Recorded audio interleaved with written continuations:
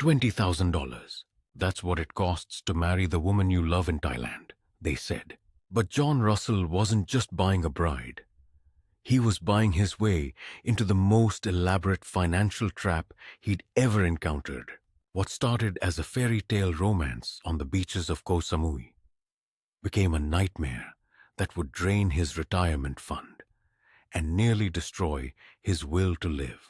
This is the story of how tradition became weaponized into blackmail, and how a man who thought he'd found love again discovered he'd walked straight into the hands of professional manipulators. If stories like this fascinate you as much as they do me, make sure to subscribe to our channel. We dive deep into real-life stories that expose the dark side of international romance and financial fraud. John Russell was 54 when his world collapsed for the second time. The first collapse came 3 years earlier when cancer took his wife of 28 years, leaving him alone in their sprawling house in suburban Toronto with nothing but memories and a comfortable pension from his career as a civil engineer. Sarah had been his everything, his college sweetheart, his business partner in life, his anchor. When she died, John felt like he was floating in an endless ocean with no land in sight. Friends and family urged him to travel, to see the world, to live a little. Sarah would want you to be happy, his sister Margaret kept telling him. For 2 years he resisted. He couldn't imagine being happy without Sarah. He couldn't imagine wanting anyone else. But loneliness is a persistent enemy, and eventually it wore him down. On a cold February morning in Toronto, staring at yet another day of empty rooms and silent dinners, John booked a flight to Thailand. He'd always wanted to see Southeast Asia, and Sarah had dreamed of visiting the temples of Bangkok.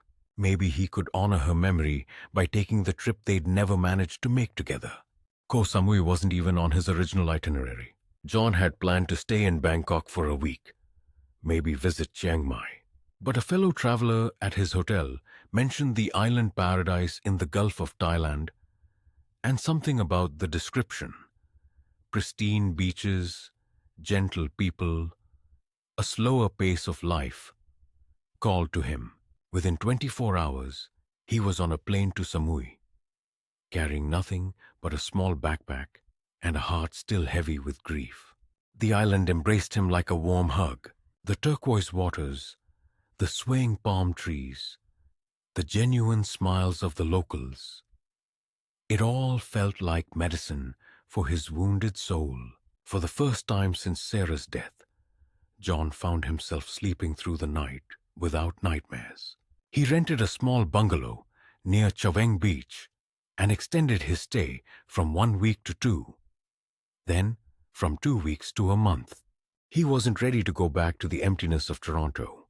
That's where he met her, at an open-air concert near the beach, where local musicians played traditional Thai music under a canopy of stars. John had wandered over from his evening walk, drawn by the haunting melodies of the cane and the gentle laughter of the crowd.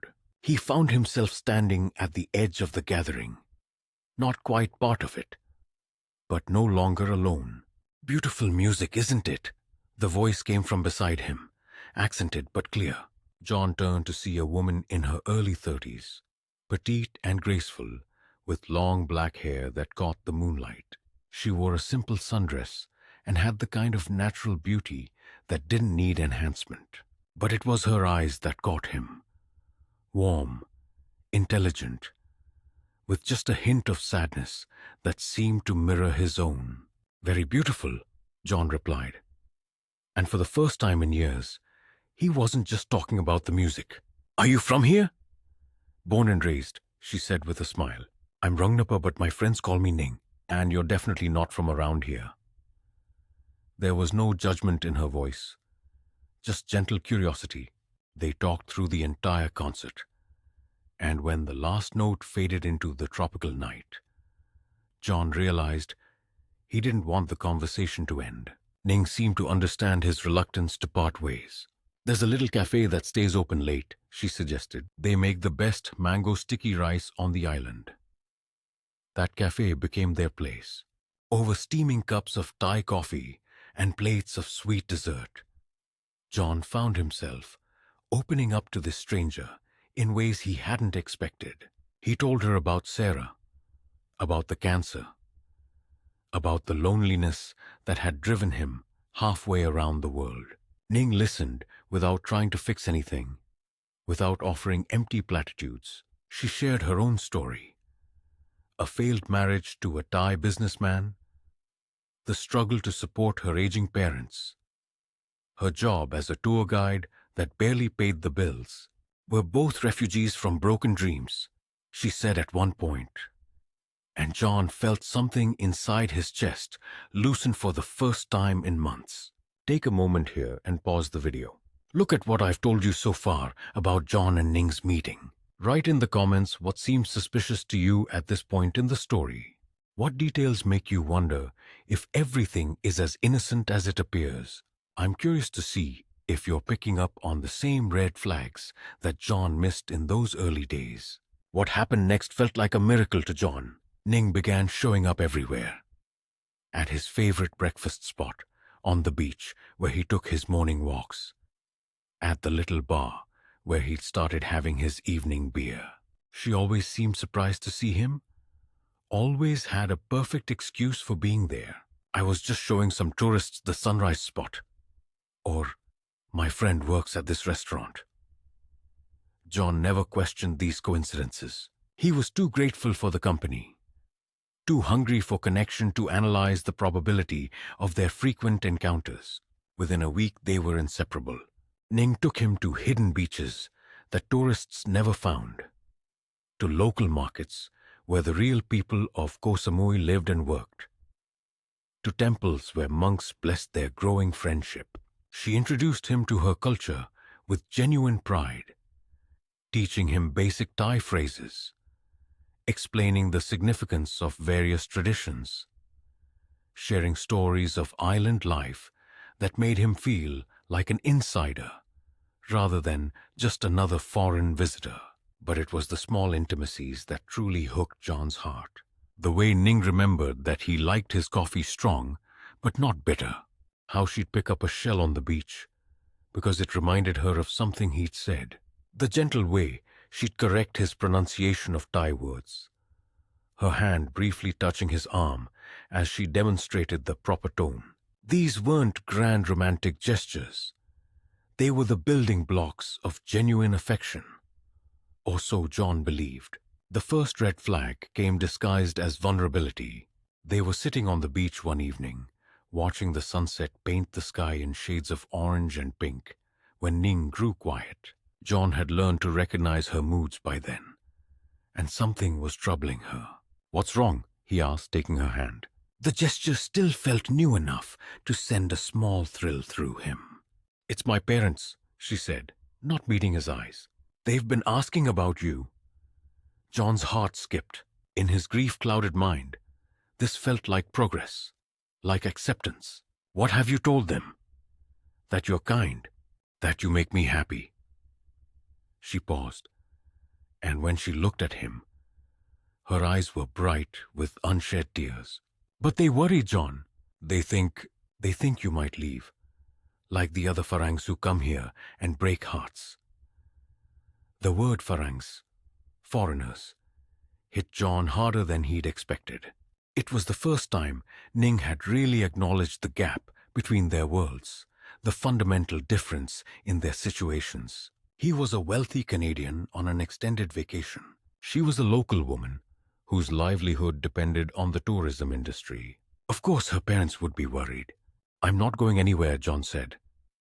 And as the words left his mouth, he realized he meant them. Somewhere in the past month, Ko Samui had stopped feeling like a vacation and started feeling like home. Ning had stopped feeling like a holiday romance and started feeling like a lifeline.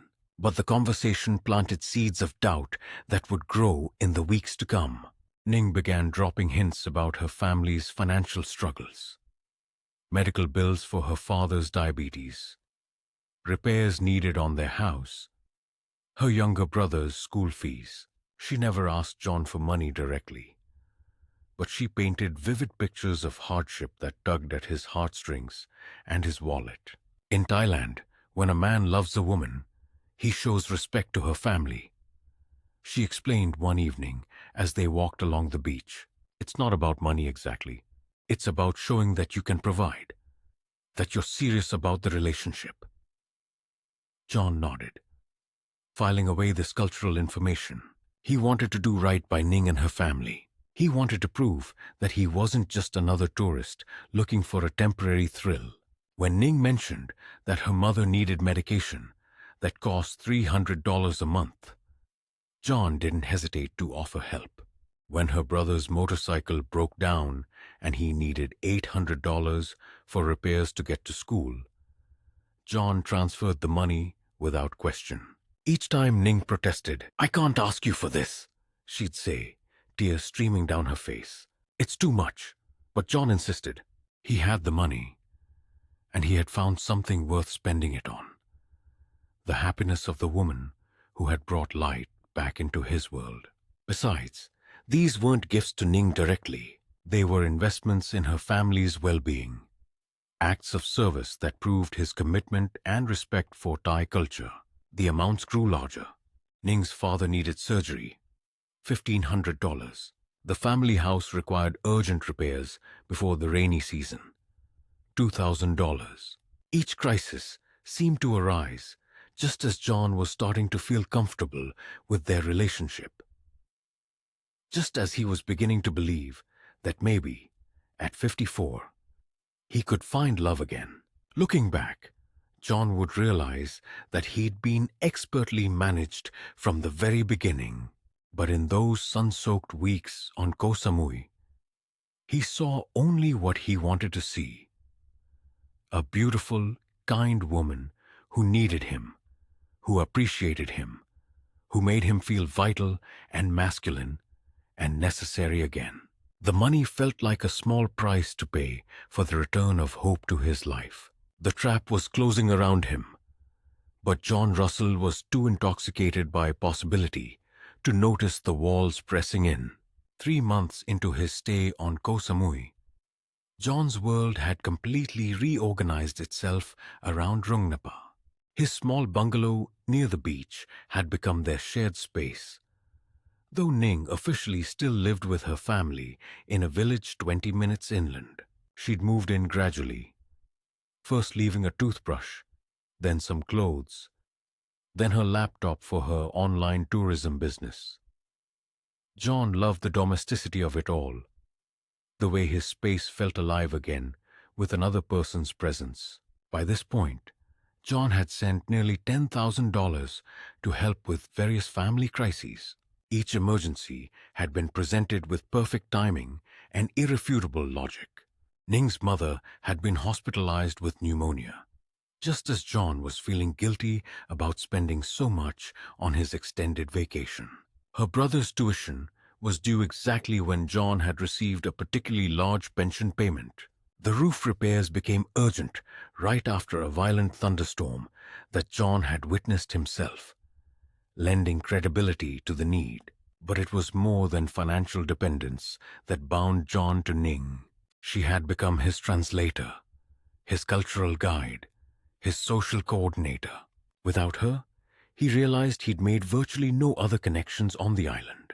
His Thai language skills remained elementary despite months of exposure, mainly because Ning was always there to smooth communications. His daily routine revolved entirely around her schedule. Morning walks when she was free, lunch dates between her tour groups, evening dinners that depended on her family obligations. "I've been thinking," Ning said one evening as they sat at their favorite restaurant overlooking the harbor, "about us, about the future." John's heart raced. They'd talked around this subject for weeks, dancing close to declarations of love and long-term commitment without quite crossing the line. He'd been afraid to push, afraid to assume too much about what their relationship meant to her. "What about it?" he asked, trying to keep his voice casual. In Thailand, there's a process for these things. When a man wants to marry a woman, he must ask her parents formally. It's called the sinsod ceremony. It shows respect, shows that he values her and her family. Marriage. The word hung in the tropical air between them like a butterfly John was afraid to catch. Are you saying, he began. I'm saying that if a man wanted to propose such a thing, there would be a proper way to do it. A respectful way. Ning's eyes were fixed on her plate, but John could see the flush in her cheeks. That night, John lay awake listening to the gentle sound of waves on the shore, his mind spinning with possibilities. Marriage to Ning would solve so many problems. He wouldn't have to return to the emptiness of Toronto. He could stay in paradise with a woman who had brought joy back into his life. He could build something new from the ashes of his grief. The next morning, he brought up the subject again. This sinsod ceremony, he said carefully. How does it work? Ning's explanation was thorough and seemed authentic. The groom would present gifts to the bride's family. Gold jewelry for the woman, money for the parents, a formal request for their blessing. The amount varied depending on the bride's education, beauty, and family status. But it was crucial that the gift be substantial enough to show serious intent. How substantial, John asked, for someone like me, someone educated from a good family? Ning hesitated. Usually around $20,000. $20,000. John's pension could absorb it, especially if he sold some investments, and if it meant he could marry Ning, if it meant he could build a life with her. It seemed like a bargain. He'd spent more than that on the car Sarah had driven in her final years. But there's something else, Ning continued, her voice growing softer. The money, it's not really a payment. It's more like a loan to show you can provide. After the ceremony, the family usually returns most of it to help the new couple start their life together. This detail sealed John's decision. It wasn't really losing $20,000. It was temporarily demonstrating his financial stability. The money would come back to them as a couple, helping them establish their household. I want to meet your parents, John said. I want to do this properly. The meeting was arranged for the following Sunday at the family home. John spent the week in a state of nervous excitement, shopping for appropriate gifts, practicing his limited Thai phrases, trying to imagine his future life as a married man in Thailand. Ning coached him on proper etiquette, how to greet her parents, where to sit, how to present his request respectfully. But when Sunday arrived, Ning came to him with tears in her eyes and devastating news. My father is in the hospital, she said. Another diabetic episode. The meeting will have to wait. John's first instinct was sympathy and concern. His second was to offer financial help for the medical bills. But Ning surprised him by declining. No, John, you've already done so much for my family. This time, we must handle it ourselves. Her nobility in refusing his help only made John love her more. Here was a woman with pride, with dignity, who didn't see him as just a source of money. When he insisted on at least visiting her father in the hospital, Ning agreed gratefully. The hospital visit was brief and carefully managed. John met Ning's father, a thin, tired-looking man who spoke no English, but nodded appreciatively when Ning translated John's get-well wishes. Her mother was there too, a small woman who smiled shyly but seemed overwhelmed by meeting the foreign boyfriend. The younger brother Ning had mentioned was absent, studying for exams, Ning explained. Over the following weeks, as her father recovered, John found himself even more integrated into the family's crises and celebrations. He attended a cousin's wedding, contributed to a nephew's graduation party, helped fund repairs to the family's motorcycle taxi business. Each event deepened his sense of belonging, his feeling that he was becoming part of something larger than himself. The sin-sought conversation came up again a month later But this time, with more urgency. Ning's parents had been asking questions, she explained. Other families in their village were gossiping about their daughter living with a foreign man without proper commitment. The pressure was affecting Ning's reputation, and by extension, her family's standing in the community. I don't want to rush you, she said, but her distress was evident. It's just that in Thai culture, these things matter so much. John made his decision that night. He would propose formally, present the sin sod, and marry Rungnapa in a traditional Thai ceremony. He began the process of transferring $20,000 from his Canadian accounts, telling himself this was the beginning of his new life. He had no idea he was walking into the final phase of an elaborate con game that had been orchestrated from the moment he'd set foot on Ko Samui. The formal proposal was scheduled for a Saturday evening at Ning's family home. John had never felt more nervous or more hopeful. He'd had his hair cut at the best salon in Chaweng, bought a new shirt that Ning assured him was appropriate for the occasion, and practiced his speech in broken Thai until his pronunciation was at least comprehensible. The $20,000 sat in a Thai bank account he'd opened specifically for this purpose, ready to be presented as proof of his serious intentions. Ning had been unusually quiet in the days leading up to the meeting, which John attributed to nerves. My parents are very traditional, she kept saying. They want to be sure you understand the responsibility you're taking on. When Saturday arrived, John found himself being driven not to the modest house in the village where he'd visited Ning's father in recovery, but to a much larger compound on the outskirts of town.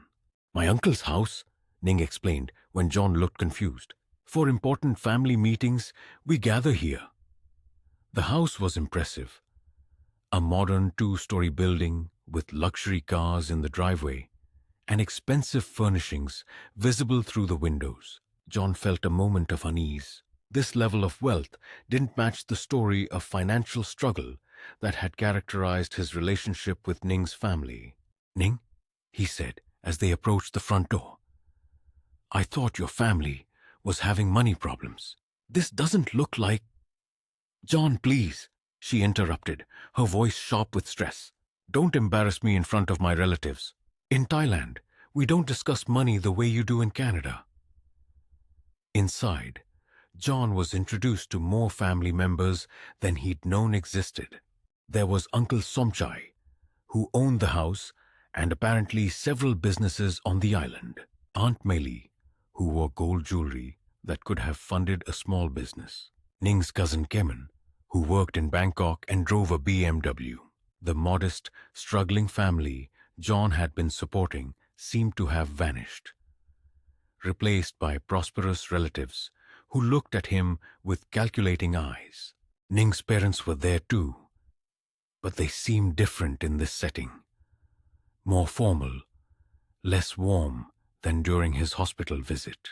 Her father, who had appeared frail and sick just weeks earlier, looked robust and healthy. Her mother wore an expensive-looking traditional dress and jewelry that definitely hadn't come from a struggling household budget. The ceremony began formally, with John presenting his request to marry Ning in his carefully practiced Thai. Uncle Somchai responded in rapid Thai that John couldn't follow, then switched to English. Mr. Russell, we appreciate your interest in our Rungnapa. She is precious to our family, educated, beautiful, from good bloodline. But marriage is serious commitment in Thai culture. I understand, John replied. I'm prepared to honor your traditions. Sin sort must be appropriate for women of Rangnapa's quality. $20,000 shows basic respect, but for formal ceremony, for proper recognition of her value. Uncle Somchai paused dramatically. $35,000 is more suitable amount. John's heart skipped. $35,000 was significantly more than they'd discussed. I was told $20,000 was the appropriate amount, he said carefully. $20,000 for village girl, maybe? Aunt Meili interjected. But Rungnapa is special. University educated, speaks 3 languages, comes from respected family. You want discount price for quality woman? The room fell silent. John looked at Ning, hoping for support. But she was staring at her hands, tears threatening to spill. I told you they might ask for more, she whispered. I tried to prepare you. But she hadn't prepared him. In all their conversations about the sin sod, the figure had always been 20,000. Now, surrounded by Ning's extended family in this intimidating setting, John felt pressure mounting from all sides. Of course I want to show proper respect, he said slowly. But 35,000 is a significant increase from what we discussed. You think Rangnappa is not worth it? This from cousin Kamon, his voice carrying a hint of threat. You think Thai woman should be cheap for rich Canadian man?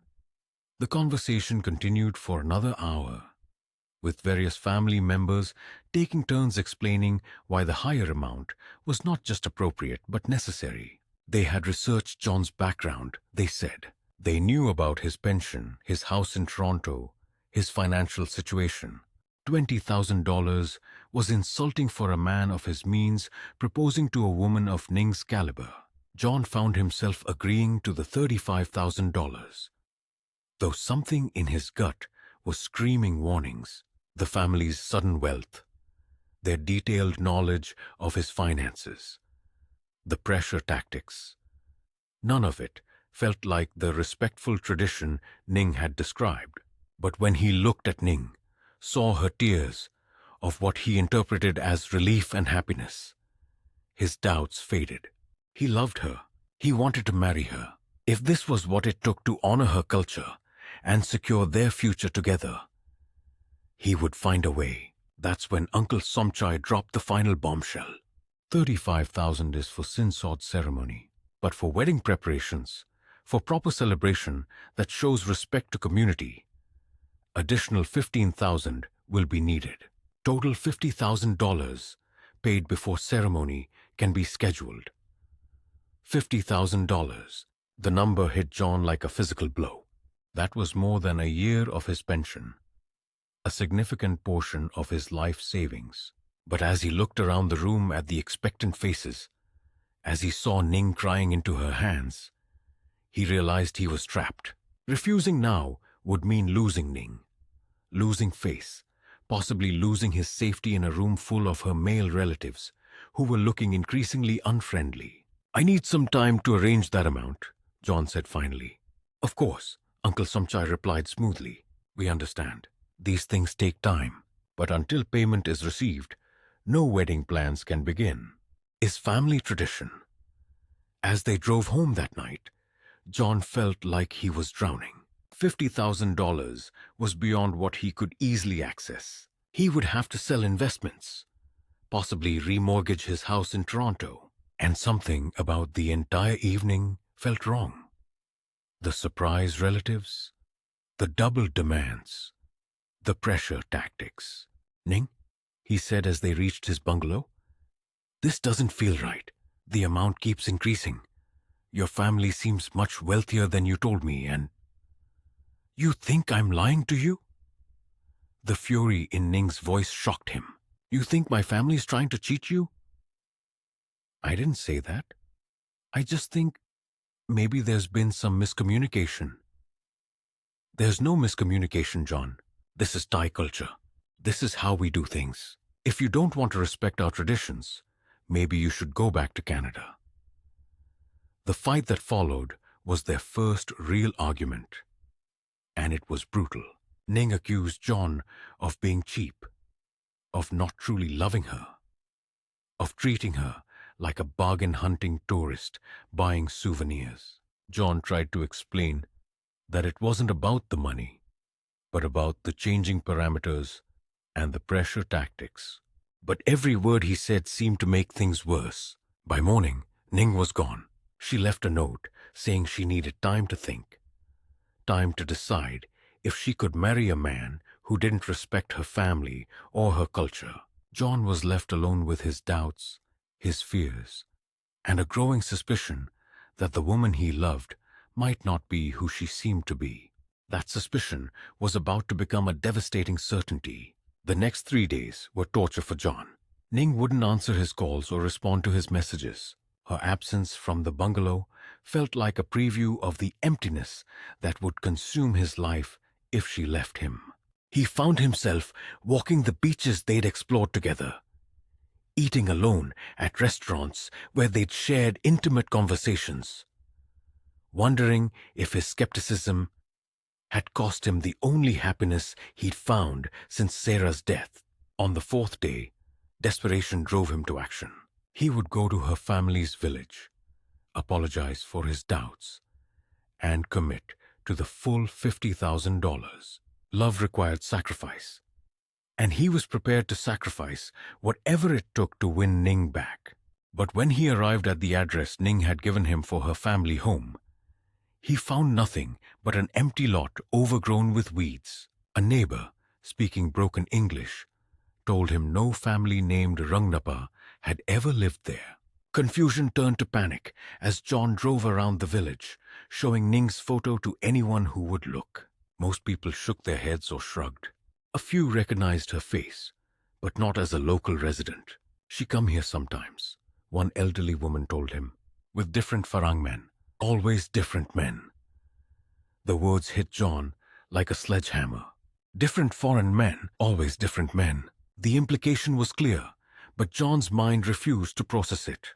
There had to be an explanation. Maybe Ning worked as a guide for multiple clients. Maybe the woman was mistaken. If stories like John's fascinate you as much as they do me, don't forget to subscribe to our channel and hit that notification bell. And I want to ask you something. Have you or someone you know ever been caught in a similar situation? Not necessarily in Thailand, but any time when love made you blind to obvious warning signs? Share your experiences in the comments below. Sometimes talking about these things helps us process the shame and learn from our mistakes. But John's desperate search for alternative explanations crumbled over the next several hours. At the hospital, where he'd met Ning's father, no record existed of any patient by that name. The uncle's impressive house was real enough. But when John worked up the courage to approach it, he was told by the security guard that it belonged to a Bangkok businessman who used it occasionally for vacation. No family named Rangnappa, no Uncle Somchai. The terrible truth was assembling itself piece by piece, and John could no longer deny what he was seeing. The woman he loved, the woman he'd been prepared to marry and support financially for the rest of his life, was a fraud. Everything about her family, their struggles, their traditions, their approval of his proposal, it had all been an elaborate performance designed to separate him from his money. But the cruelest revelation was yet to come. That evening, emotionally shattered and financially violated, John sat in his bungalow trying to figure out his next move. Should he contact the police? Should he try to recover the money he'd already sent? Should he simply cut his losses and return to Canada with whatever dignity he had left? His phone buzzed with a message from an unknown number. "Mr. Russell, this is Kamon, Ning's cousin. We need to talk. Meet me at Sunset Bar in 30 minutes. Come alone." John's first instinct was to ignore the message. He'd had enough of Ning's family and their demands. But curiosity and a desperate hope that maybe this was all a misunderstanding drove him to the meeting. Kamon was waiting at a corner table, looking nothing like the threatening relative from the sin-sod meeting. Instead, he appeared nervous, almost apologetic. "Mr. Russell, I want you to know that I tried to stop this," he began without preamble. "What Ning and her crew did to you, it's not right." "Her crew?" John's voice was barely a whisper. "There are 5 of them. Ning is the primary operator. She's the one who identifies targets and builds the relationship. The others play family members, create the supporting story, provide authenticity. They've been running this operation for 3 years, targeting lonely foreign men who stay on the island for extended periods." The room seemed to tilt around John. "You're saying this was all planned from the beginning?" From the moment she approached you at that concert, they had been watching you for 2 weeks, learning your routines, your vulnerabilities. Ning specializes in recent widowers, men who are emotionally vulnerable but financially stable. Common's explanation was clinical and devastating. The chance encounters, the cultural education, the gradual integration into family crises. It had all been choreographed. The hospital visit, the uncle's house, even the formal sin-sod ceremony. Professional theater, performed by a practiced crew of con artists. "Why are you telling me this?" John asked. "Because I'm not really part of their operation. I'm Ning's actual cousin, and I've been trying to get her to stop this for months. What they do, it destroys people. Men like you come here looking for connection, for love, for a new start. They prey on that vulnerability. How many others have there been? In the past year, at least 6 that I know of. Some lost more money than you. One man, a German retiree, lost his entire pension fund before he realized what was happening." John felt sick, not just at his own victimization, but at the thought of other lonely, grieving men being systematically destroyed by this operation. "The money I've already sent? Gone. Ning and her partners have it well hidden in accounts across Southeast Asia. Even if you could prove fraud, which would be difficult, recovering the funds would take years and cost more than you'd likely recover." As John sat there, absorbing the magnitude of his betrayal, Kamon delivered one final piece of information that would haunt him for months to come. "There's something else you should know. Ning, her real name is Siripon. She's not from Ko Samui. She's from Bangkok and she's married. Has been for 8 years. Her husband runs a separate scam operation targeting women tourists in Phuket. This is their business, Mr. Russell. Breaking hearts and stealing money is how they make their living." The woman John had fallen in love with, the woman he'd been prepared to marry and build a life with, didn't exist. Rangnappa was a character created specifically to manipulate his emotions and drain his bank account. The gentle, cultured woman who had seemed to understand his grief and offer him a path to healing was a professional predator who had studied his weaknesses and exploited them with surgical precision. John Russell had not just lost money. He had lost faith in his ability to judge character, trust in his own emotions, and confidence in the possibility of finding authentic connection again. The loneliness that had driven him to Thailand seemed like a minor discomfort compared to the isolation he felt now, surrounded by the wreckage of manufactured love. The confrontation with Ning happened 2 days later, and it was nothing like the dramatic showdown John had imagined. He found her at their old cafe, sitting with a new target, another middle-aged Western man who looked exactly like John had 3 months earlier. Hopeful, lonely, and completely unaware of the performance being crafted around him. When Ning saw John approaching, her face showed no surprise, no guilt, no emotion at all. She excused herself from her new mark and walked over to John's table with the same graceful movements that had first enchanted him. "I wondered when you would figure it out," she said in perfect English, her accent noticeably reduced now that she wasn't performing the role of struggling local woman. "How could you do this?" John's voice cracked with the pain of betrayal. "I loved you. I thought you loved me." "Love?" Ning laughed, a sound devoid of warmth. "John, you fell in love with an idea, not a person. You fell in love with your own fantasy of rescue and redemption. I just gave you what you wanted to believe." Her clinical detachment was more devastating than anger would have been. "What about everything we shared? The conversations, the intimacy, the plans we made?" "I'm very good at my job, and my job was making you feel special while separating you from your money. You made it easy. You were so desperate to believe that someone could love you again.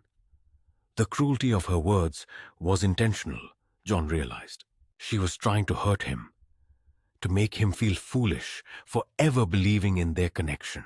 But underneath her performance, he caught a glimpse of something else. Perhaps the tiniest flicker of regret or discomfort. "Does any part of you feel anything about what you've done?" he asked. For just a moment, Ning's mask slipped. "John, you'll recover from this. You'll go back to Canada. You'll be sad for a while. But you'll be fine. You have money, security, options. Do you know what I have? I have this." She gestured around the cafe, at the tourist-filled beach, at the infrastructure of exploitation that surrounded them.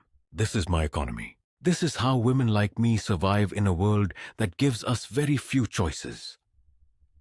It wasn't an apology, but it was the closest thing to human emotion John had seen from her since Kamon's revelation. "The man you're with now," John said, nodding toward her new target. "Are you going to destroy his life too?" "Probably." There was no satisfaction in her admission, just tired pragmatism. "Unless something better comes along." John stood to leave, then turned back.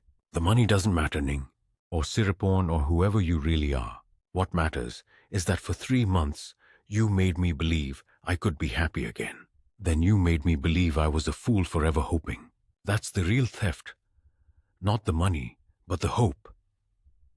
He walked away without looking back, leaving Ning to return to her new mark and begin the cycle of manufactured intimacy all over again. But John Russell's story doesn't end with his victimization. What happened next surprised everyone, including John himself. Instead of immediately fleeing Ko Samui in shame and defeat, John made a decision that would transform his trauma into something unexpectedly powerful. He was going to stay, and he was going to fight back. The decision came to him during a sleepless night in his bungalow, staring at the ceiling fan that had once seemed romantic, but now felt like a symbol of his foolishness. He could hear the waves outside, the same gentle sound that had lulled him to sleep during his happiest weeks with Ning. But instead of filling him with peace, the sound now reminded him of all the other lonely men who might be walking those beaches right now, vulnerable and hopeful and completely unaware of the predators watching them. John spent the next morning researching everything he could find about romance scams in Thailand. What he discovered was a massive, organized industry that preyed on thousands of tourists every year. Ning's operation was just one small part of a network that stretched across Southeast Asia, systematically targeting vulnerable foreigners with sophisticated psychological manipulation techniques. But John also discovered something else. Very few victims ever reported these crimes. The shame of being deceived, the complexity of international law enforcement, the difficulty of proving emotional manipulation. All of these factors meant that operators like Ning faced virtually no consequences for their actions. That's when John decided to become a consequence. He started by documenting everything, every conversation he could remember with Ning, every family member he'd met, every location he'd been taken to, every financial transaction that had occurred. He created a detailed timeline of the scam, complete with photos, screenshots of messages, and bank transfer records. But documentation was just the beginning. John's engineering background had taught him to solve problems systematically, and he approached this fraud investigation with the same methodical precision he'd once applied to construction projects. He hired a local private investigator, a former Bangkok police detective named Chai, who specialized in tourist-related crimes. Together, they began mapping the entire operation. What they uncovered was more extensive than John had imagined. Ning's crew wasn't just running romance scams. They were part of a larger network that included fake tour companies, fraudulent investment schemes, and elaborate real estate cons. The operation had tentacles throughout the Thai tourism industry, with corrupt officials providing protection and legitimate businesses serving as unwitting fronts. But John's investigation revealed something else. He wasn't the only victim fighting back. Shah introduced him to Klaus Hoffmann, the German retiree Kamen had mentioned, who had lost his entire pension but refused to give up seeking justice. There was also Margaret Chen, a Canadian widow who had been scammed in Phuket by what appeared to be the same network. Together, they formed an unlikely alliance of vengeful victims. The breakthrough came when Chai's contacts in Bangkok police discovered that Ning's husband, Somchai, had made a critical mistake. While running his separate scam operation in Phuket, he had defrauded an Australian businessman who happened to be connected to Thailand's Anti-Corruption Commission. The Australian had resources and political connections that most victims lacked, and his complaint had triggered a broader investigation into tourist fraud networks. John saw his opportunity. Through Klaus's connections with German diplomatic services and Margaret's relationship with the Canadian consulate, they were able to coordinate with the Thai investigation. Instead of being isolated victims seeking individual justice, they became witnesses in a major international law enforcement operation. The sting operation took 3 months to organize. John had to do something that terrified him more than losing money. He had to pretend to be vulnerable again. Under police supervision, he reached out to Ning through intermediaries, claiming he wanted to reconcile and was prepared to pay even more money for a proper wedding ceremony. Ning took the bait, perhaps because John's story of a heartbroken man desperate to win back his lost love was so believable. It wasn't entirely a performance. Part of him still missed the woman he thought she had been, even knowing it was all fabricated. The final meeting was set for the same uncle's house where John had first been pressured into the $50,000 payment. This time, he wore a wire and was surrounded by undercover officers. When Ning and her crew began their familiar routine of emotional manipulation and financial demands, everything was being recorded for evidence. But the arrest didn't unfold like a television drama. There was no dramatic revelation, no moment of triumph. When the police moved in, Ning simply looked tired. Her partners scattered or surrendered without resistance. The elaborate performance that had seemed so compelling and real crumbled into just another sordid crime scene. In custody, Ning revealed information that led to arrests across 3 countries and the recovery of money from dozens of victims. John got back about 60% of what he'd lost, but more importantly, he helped shut down an operation that had been destroying lives for years. The unexpected twist in John's story came 6 months later, during the trial proceedings. He had remained in Thailand to serve as a witness, renting a small apartment in Bangkok and learning to navigate the country as a person rather than a target. The Thailand he discovered was vastly different from the paradise of his original vacation or the nightmare of his victimization. It was simply a place where real people lived complex lives, just like anywhere else. That's where he met Dr. Apinya Suthisak, a legal advocate who worked with foreign crime victims. She was helping John navigate the Thai legal system, but their professional relationship gradually evolved into something deeper. Unlike his experience with Ning, this connection developed slowly and naturally, built on shared values and mutual respect, rather than manufactured vulnerability and exploitation. Apinya was everything Ning had pretended to be: genuinely intelligent, culturally rooted, compassionate about social justice issues. But more importantly, she was real. She had her own career, her own financial independence, her own goals that had nothing to do with John's bank account. When she disagreed with him, which happened regularly, she argued her point rather than manipulating his emotions. When she supported him, it was because she chose to, not because the script demanded it. The irony wasn't lost on John. He had come to Thailand seeking escape from loneliness and had nearly been destroyed by a counterfeit relationship. But in fighting back against that deception, he had found something authentic.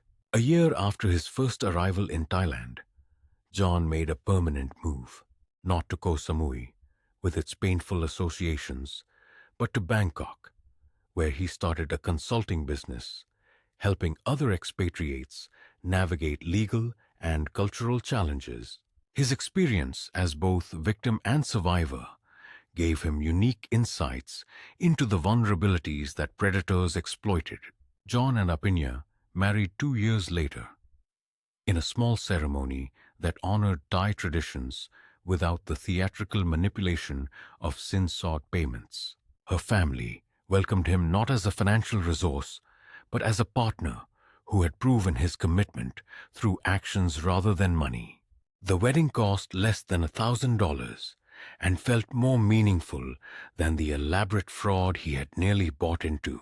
But perhaps the most unexpected part of John's transformation was his relationship with Ning herself. During the trial, he visited her in prison, not out of lingering romantic feelings, but from a complicated sense of connection to someone who had profoundly changed his life.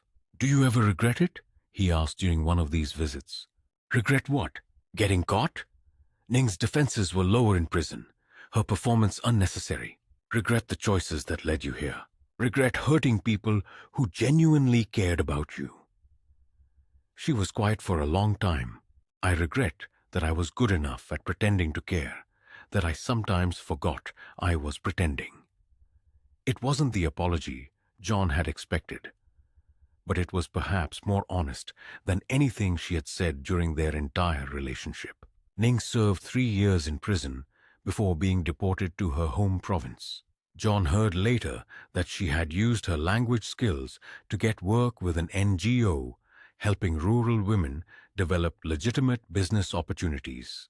He chose to believe that her punishment had led to genuine redemption, though he recognized his need to believe in transformation might be another form of his old vulnerability to hope.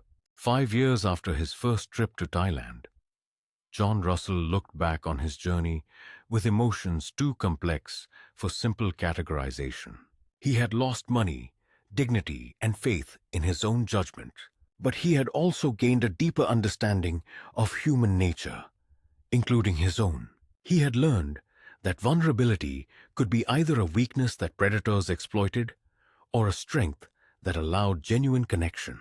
The loneliness that had driven him to Thailand in the first place had been real and valid.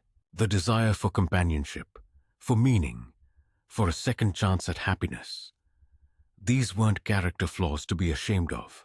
They were human needs that deserved to be met with authenticity rather than exploitation. John's advice to other men and women facing similar vulnerabilities was both practical and philosophical. Trust your instincts when something feels wrong, but don't let betrayal make you cynical about the possibility of real connection. The same openness that makes you vulnerable to predators also makes you capable of genuine love. The trick is learning to distinguish between people who want to share your life and people who want to steal from it. Today, John and Apinya run workshops for expatriates throughout Southeast Asia, teaching cultural awareness and scam prevention. They've helped dozens of people avoid the traps John fell into, and they've assisted law enforcement in prosecuting several other romance scam networks. But their most important work might be simply demonstrating that it's possible to recover from devastating betrayal and build something authentic from the ruins. John never forgot Sarah, his first wife, but he learned that honoring her memory didn't require closing himself off from future happiness. The beach bungalow in Ko Samui, where John first fell in love with an illusion, is now rented to other tourists seeking their own version of paradise. Some of them will find genuine experiences and connections. Others will encounter predators and manipulation. The difference often comes down to the same thing that determined John's ultimate fate. Not the absence of vulnerability, but the presence of wisdom about when and how to trust. If you've made it this far through John's story, I want to ask you to do something important. Share in the comments below what warning signs you noticed that John missed. What red flags would have saved him from this elaborate deception? Your observations might help someone else avoid a similar fate. But more than that, I want you to think about the people in your life who might be vulnerable right now. Recent divorces, widowers, people dealing with major life transitions. They need support systems that help them navigate emotional vulnerability without becoming victims. Sometimes the most important thing you can do is simply be present for someone so they don't have to seek connection from strangers who might exploit their loneliness. John Russell's story is ultimately about the difference between authentic human connection and its counterfeit alternatives. In a world full of people trying to sell us fake versions of love, friendship, and belonging, the real thing becomes more precious and more worth protecting. Subscribe to our channel for more true stories that explore the complex reality of human relationships. And remember, your own story of recovery and wisdom might be exactly what someone else needs to hear. The waves still wash the shores of Ko Samui every day, indifferent to the human dramas that play out on its beaches. But somewhere in Bangkok, John Russell wakes up each morning next to someone who chose to love him, not because of what he could provide, but because of who he had become, through surviving his worst experiences and choosing to grow from them. That might be the most unexpected ending of all. That the search for authentic love sometimes requires us to first survive its most convincing imposters.